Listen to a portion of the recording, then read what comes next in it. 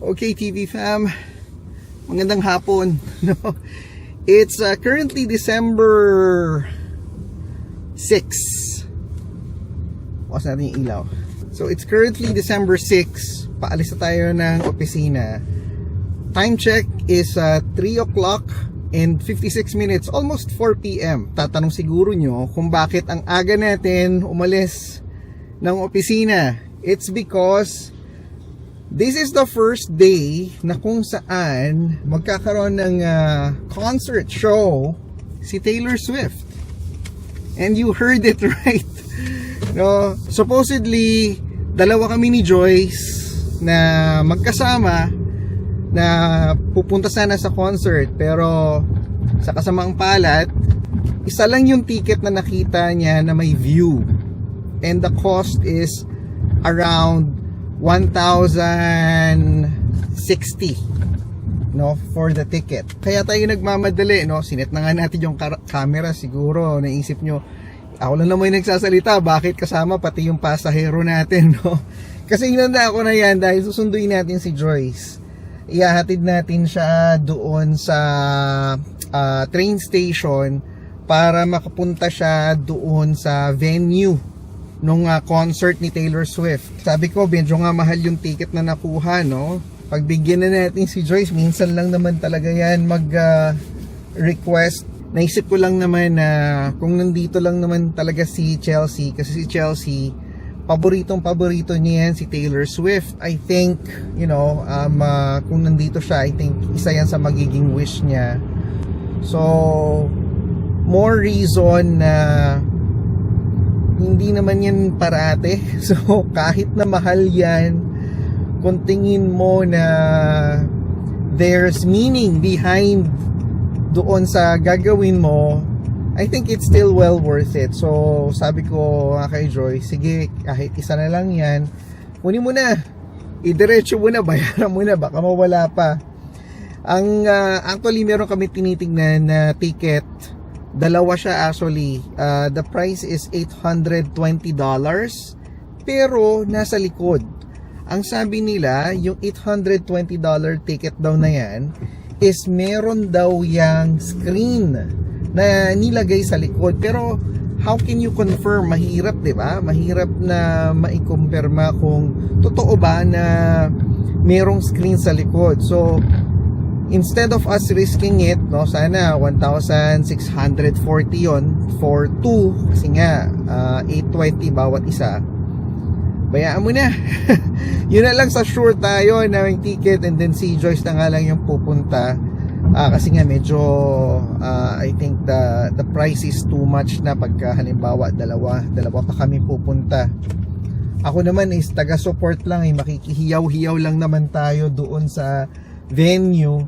And makikikanta at makikisayaw sa mga alam nating songs ni Taylor Swift na paborito ni Chelsea. Malapit na tayo sa bahay. Pagkasundo natin kay Joyce, hopefully nasa baba na rin naman na siya.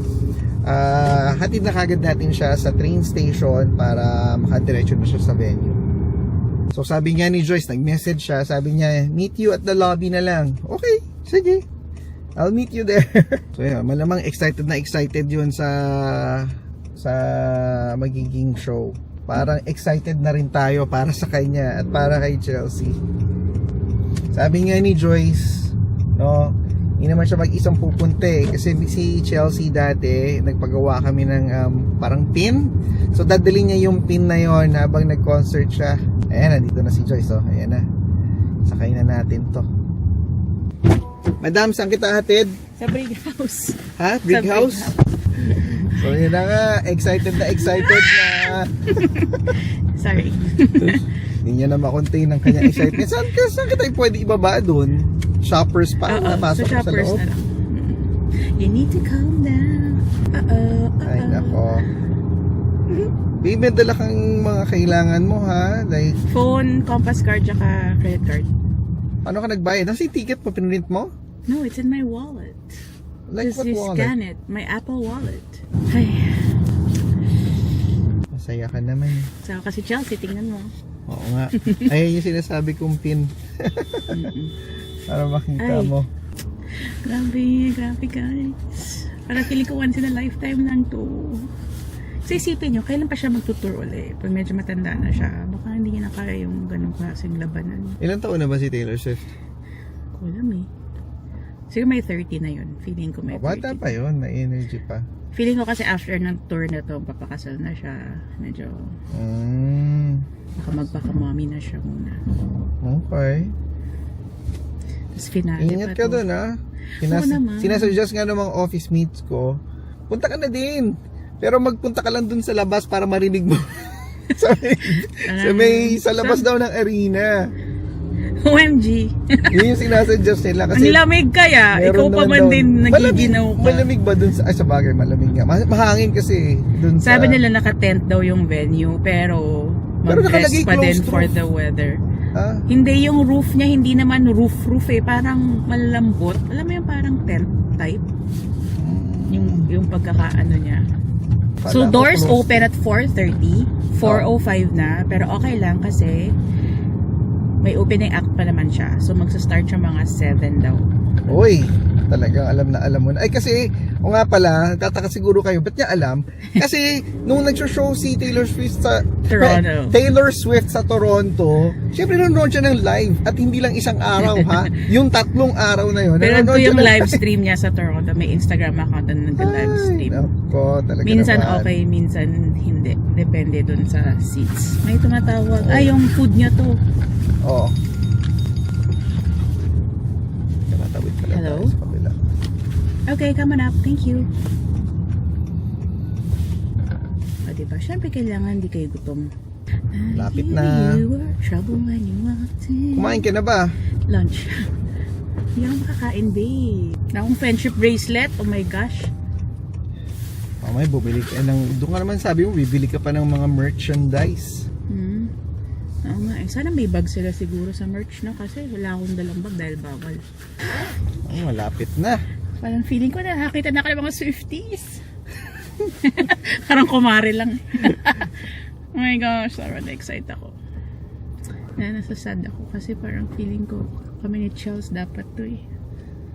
Ayun, tinutupad mo na nga yung pangako mo eh. Yan, dito, yun na yung tawiran. Sige. Bye, babe. Okay.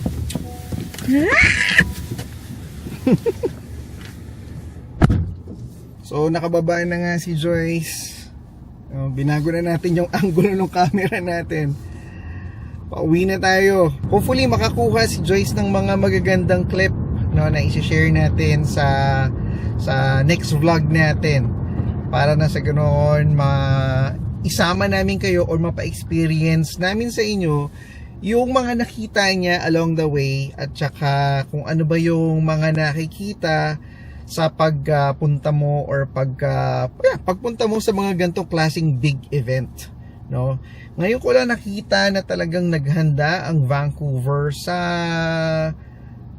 gantong klaseng event like a concert. Never in my life ko nakita, no, sa tagal, hindi naman sa tagal, but for the time na nandito ako sa Vancouver, ngayon ko lang sila nakita na naghanda ng sobra-sobra para sa event. Can you just imagine yung YVR? Nag-paint sila ng parang driveway doon to commemorate that Taylor Swift will have a concert dito sa Vancouver. Sa downtown Vancouver, ang daming mga tawag dito, ang daming mga signs, no? May mga friendship bracelet na decorations, may mga titles ng mga kanta ni Taylor Swift na kung saan ka nagsascan na napakita ko sa previous vlog namin, no? At saka marami pang iba, meron yung mga bars dito, meron mga Taylor Swift themed nights, which is itong weekend na to, no? So nakakatuwa lang na sineselebrate nila yung mga gantong klaseng event na normally hindi mo naman nakikita talaga yung mga ganyang klaseng effort. So I'm just really hoping, no, na magpag-enjoy ng maayos si Joyce at wag sanang umulan at she's gonna be warm and enjoying herself doon sa concert ni Taylor Swift. Hopefully she enjoys, and then i-share namin sa inyo yung clips na makikita namin or makaka-capture ni Joy sa kanyang pag-travel along the way. If you wanna see some crazy and also lazy, then you should meet me and my friends. Even though we got no money, for sure it's so funny. Yeah, everything's better with them. We're Yan ang just busy like, place. ooh, ooh, ooh. We don't worry about Bakit na tayo, guys? So line 230 tayo, section 230. Going in!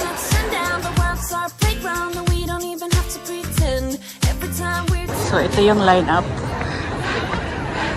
papunta sa gate. So parang 4:40 na ngayon. Doors are open kaya mabilis na yung pila. Diba? Ito ang Swift Mania sa Vancouver. Yan ang BC Place. See you soon, Taylor! Bakit na tayo, guys? This is it, Pansit. Eto na. Eto na. See you sa loob. So, line 230 tayo. Section 230. Going in.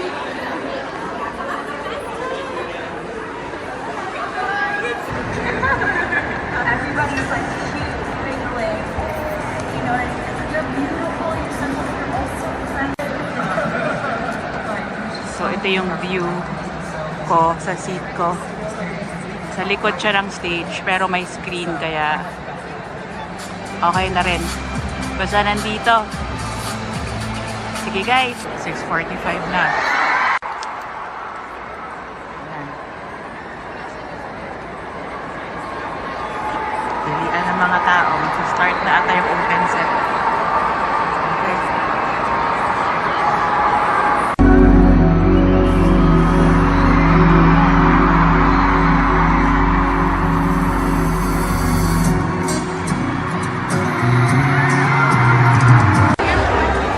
Merch nila. Ang haba ng pila, hindi ako makapila kasi baka hindi ko na maabutan si Taylor Swift. Bahala na kung makabili ako ng merch. So, yan yung seat ko. Section 230, seat 103. Pasok tayo.